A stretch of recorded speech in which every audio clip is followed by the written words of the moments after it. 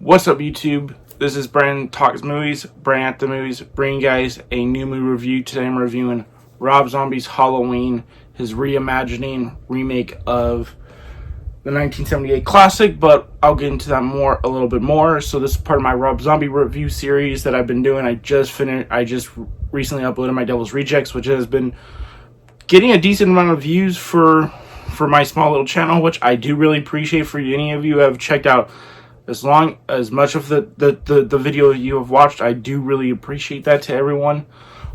This is just about me putting my, just wanting to talk about the things I like and stuff like that. And, that's all that I really want to do. It's not about the view, it's not about the subscribe, it's not about, even making money. I can't even do that right now, but even if I could, I wouldn't do that.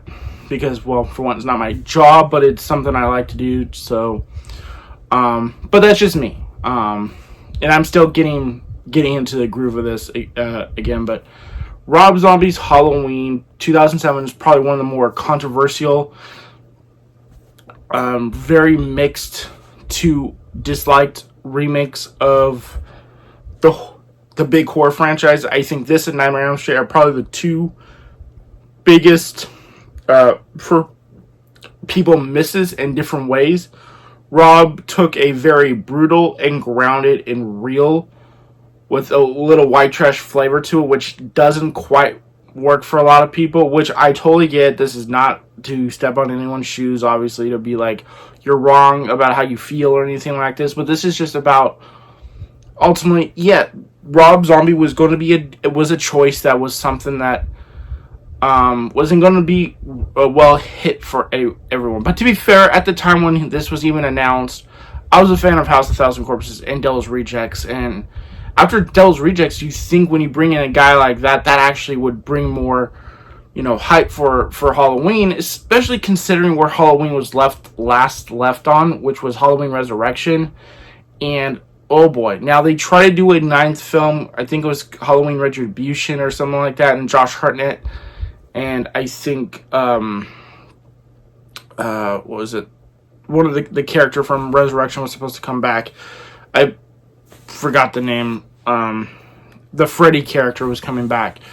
But that all ultimately got scrapped. And eventually they waited 4 years before they actually got, into Rob Zombie's Halloween. And he also did an interview with Mick Garris. Rob said that he originally had an idea of a full 2 films, or a young Michael Myers full film and an adult Michael full film, which I don't think was ever going to happen. But I think he was trying to get an idea. Okay, what do I do if I can't do that? Is what we get in Rob Zombie's Halloween 2007. Though the third act is where it gets much more into what the John Carpenter stuff of it is. The way some of the kills are really recognized, or just the way it goes in the same way, but it's shot differently, obviously, and it's a much more visual experience. What makes this movie work for me is young Michael. I think Rob is right that this was dependent on how you feel about young Michael, and ultimately if he works or not. And I think he really works. Now, I think Dave gives a really good performance here. Whether you like the film or not, I think he gives you that creepy, messed up kid who would go on to become who he is. And it has this nature versus nature thing that I do really like about this film. Yeah, it has that white trashy thing about it, but Rob writes to what he knows, and he knows that kind of story. And I like that he was going for something that, okay, I know how to write to this. I don't know. I'm not going to do what John wrote to, or, some higher. He wrote what he knew how to write to. And whether you like his writing, his dialogue specifically or not, I think he knows. But I think he got what he was looking for with the young Michael Myers, and how brutal. And in a way, it is it's tragic of what happens. Now, I forget how different the director in the director's cut. I think it's the one where he's a little more sympathetic. The theatrical cut, I don't think he is, because there's a different line. I think in the director's cut, he has the nurse says, she's not related to you, can't be, kind of thing. So yeah, I think the director's cut, he was a little bit more sympathetic. I forget, because yeah, I think that was in the director's cut. Okay, but yeah, there's differences you'll notice in terms of how in terms of, yeah, it is in the director's cut because they also try to make him more of an anti-hero in a certain scene in the director's cut that I think a lot of people were turned off by, which I totally get. And I like the scene they have in the theatrical cut a lot better in terms of, like, you get to see Bill Moseley, Leslie Easterbrook, and just that scene was just much more entertaining, or was much more what I'm looking for, not that scene in the director's cut, which I know there was a point to it, and I know what he was going for, but yeah. But getting out that aside, I think you also get good performance from from Sherry Moon Zombie playing Deborah, who's a sympathetic mother who's just dealing with a lot on her plate that she has to work, and she's dealing with, her son, she's now starting to realize that he's been doing these things to animals, and he might be much more messed up than she thinks he is. Her daughter's is, Judith is not the daughter you kind of like, the way she just treats like Michael and stuff like that, and dealing with Ronnie, played by William Forsythe, who again knows how to play these kind of despicable pieces of shit, to be honest, and he does a really good job of it. And to be honest, and the reason why he wasn't moving around in the movie and why his death is on a chair is because he had his accident and he was in a cast, so they had to work around that, which is, obviously challenging in itself, but I think they made it work. Michael, when he gets into the death scenes of Ronnie, Judith's boyfriend, and Judith herself, it's brutal. It's not Carpenter style. It's not a Carpenter film. That's what I also wanted to get. This is not Carpenter's young Michael. This is Rob's. This is a different take. I do not connect this to Rob's. Would connect this to John Carpenter, and obviously fans wouldn't want that. And even if you like it, don't like it, we all agree this is not a part of that film. And there's some people that do, I think, read into that like, oh, I didn't want to know the origin of Michael, like making it sound like this was Carpenter's, based on Carpenter's take of Halloween, and no, it's not. This is a reimagining of that, and I know most people would understand that, but sometimes when people talk about it in a way like that, I'm like, do you this is not the same Michael, right? But yeah, Malcolm McDowell, who comes in, plays Dr. Loomis. I think he does a really good job here playing kind of that father figure in a way for Michael that does care about him, but also is kind of selfish in the way where he's doing the storybooks. Now, he gets worse in the second one in terms of his personality and just the aftermath of what happens in this film, but he, I think, does a really good job of playing both sides. Now, maybe we wanted to get a little bit more on the asylum hospital side, and maybe that's where you also... Yeah, I do think you needed I wish there could have been a little bit more, but I think what we get is more than I think we ever get in the original film anyway. But again, that was different from here. Donald Pleasance Loomis was trying to stop and kill Michael, whereas this Loomis was trying to help Michael and try to, whatever. Even if he was kind of not great at it, he wanted to help Michael. It's definitely different, and that's what I really liked about what Rob was adding to this flavor of Halloween, was that he was making it his own. A different look at it, and more of a grounded, realistic, and not a supernatural thing. And especially when it goes delve into this multiple sequels, which wasn't Carpenter's idea for sequels, obviously, but eventually, it got to there. And then the third act, where we're introduced to Scout Taylor Compton as Laurie, Danielle Harris as Annie. I forget the actress who plays Linda, but I think she does a really good. It's Christina or Kristen. can't pronounce it, but I know it's. I think they do a good job at playing different versions, enough different of personality wise.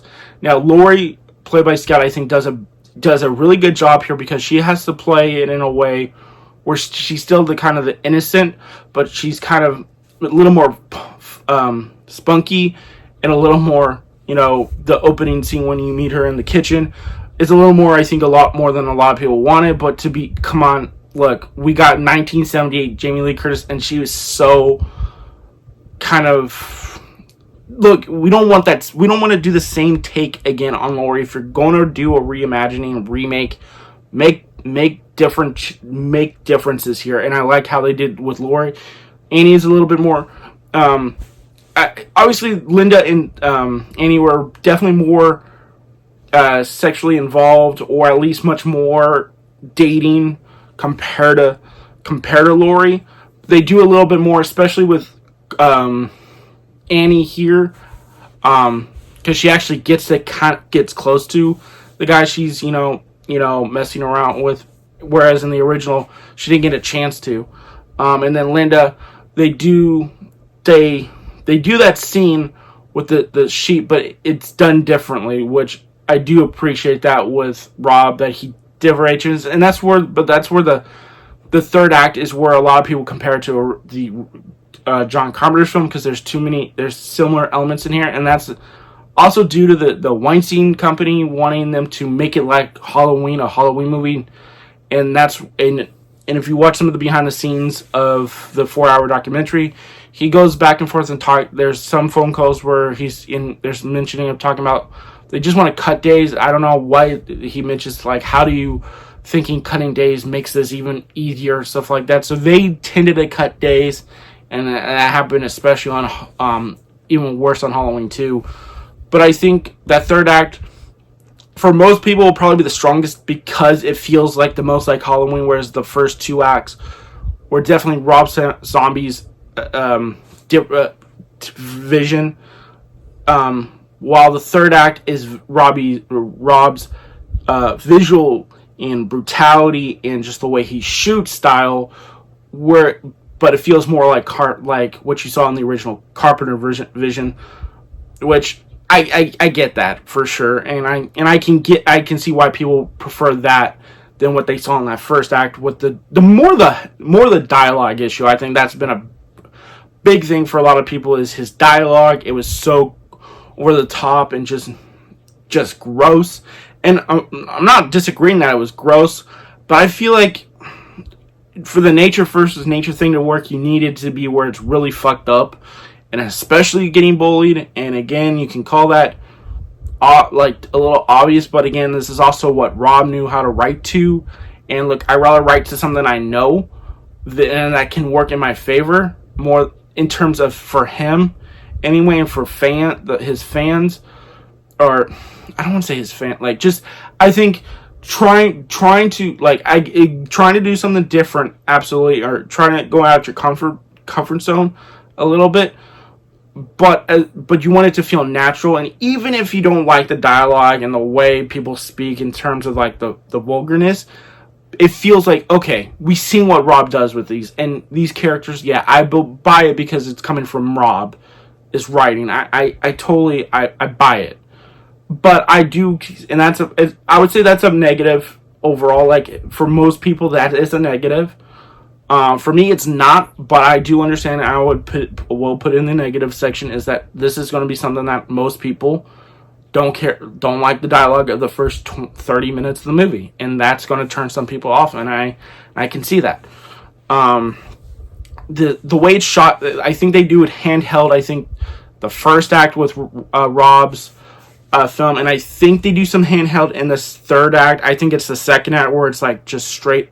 They originally wanted to shoot it all handheld, but they realized that was going to be too much for the audience to probably handle. Just,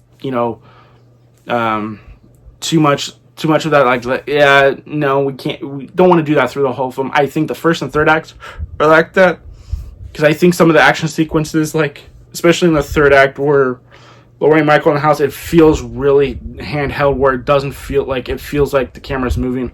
So I think there is that, at least if the feel of it. I like the cinematography. I like the way they shot it. It doesn't feel like a typical horror movie shooting. And, you know, if you watch some of the behind the scenes stuff, they talked about like 21, the way it shot, like 21 grams. There was another movie that the cinematographer was mentioning. I forget what it was.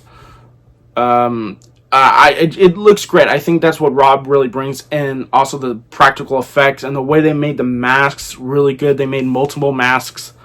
They also made the mask their own. Just it's really impressive, the details they went into with making it, the masks and stuff. Like, I really, instead of trying to go find another mask, and we'll get into a little bit more of a Halloween 3D, what they wanted to do with that, even though that didn't happen, but we'll get into that when I talk about Halloween 2. And then Tyler Mane as adult Michael. Oh my god, I think he's the most brutal Michael, because how raw and real it feels with these, and the way it just in the way he grunts compared to. Look, James Drew Carney, I think, is the next closest one, and I think he is great. I do really like him as Michael, but I just feel like we don't get that rawness and that grunting like again, like Tyler. And to be fair, because that's supposed to be John Carpenter's Michael in 2018, so I'm not gonna argue like he shouldn't be grunting, because that's not that Michael. But if I'm going to say why he's my favorite, because I do like the fact that he grunts, and it's you know, he you know, and maybe he grunts more in the first one or the second one, but I know he's much more, you know, there's much more brutality into his you know with his physicality, and it really shows, especially the bathroom scene with Joe Grizzly, which absolutely just like really they built a whole bathroom set for them two to go at it like that. Oh, it's really cool. Again, if I have any negative, again, I think the downside to this movie, ultimately for most people, is going to be that first act and the dialogue. I think because people will be put off by that. It's not an easy dialogue to indulge, and I'm not going to say, oh, you shouldn't have a problem with it. It's fine. It worked for me because it didn't bother me, because I knew going into what Rob's dialogue was. And knowing you have William Forsythe at there, and he can easily, like, when you have these character actors like William Forsythe, he chooses scenery, and the things he says, like, not a lot of actors I think would able to pull off. And I'm not saying a lot of them would probably want to say some of this stuff, but you had to find someone who can make that work in a white trash way, and they did a really good job in finding that. But I think this is just overall, I think this is one of the best remakes out there. It's my favorite remake, to be honest. I know that's crazy to say, but it's true. It is my favorite remake. Rob's vision, I just really appreciate. And look, I know probably a lot of you will know that I'm there. Halloween 2 and Halloween, Rob's films. Two films are my favorites of the franchise, so it's kind of hard to, in a way, I guess you could say I'm a bit biased, but I'm trying here to be like my thinking, and obviously I see the things like I said in the director's cut, the scene in the hospital with the two guards or whatever, the two security guards. I'm like, I don't need it. I didn't need that scene, even if I get what Rob is going for. And luckily that was enough, and that's the director's cut. Though, to be fair, there's not many copies of the theatrical cut, so you have to get a copy of the theatrical cut. So there's two ways of getting the copy. I think you can get it through the Canadian. It's the Canadian version. You can find it on eBay. It's the same thing with the other 4 disc Ultimate Edition set. So it's not easy to get a copy of the theatrical cut like simple. Like, it's always, like, I think maybe on Shudder or any of the streaming service probably will have the theatrical cut, probably. But on the physical copy, it's you do have to go kind of search for it where it has the theatrical editions. But so this one I would probably prefer the theatrical cut. The second one I probably do consider the director's cut the best. But yeah, in the end, I do recommend Rob Zombie's Halloween. It's easily my favorite remake of the bunch, and I know it's not gonna be everyone's, it's not gonna be everyone's cup of tea, especially if you're not the biggest Rob Zombie fan. Yeah, it is what it is at this point. But I do really appreciate what he did here, and I think he's and yeah. So overall, I give this a 4 out of 5. So again, like I say, the biggest negative, even if it's not a negative from me, for my enjoyment of the film, but it's a negative that it's something that most people would not appreciate. So ultimately, it will be more on the negative side than a positive side. So let me know what you guys thought of Rob Zombie's Halloween. Did you guys like it? Did you guys love it? Did you guys hate it? What did you think? Let me know what you guys thought. And I'll talk to you guys later.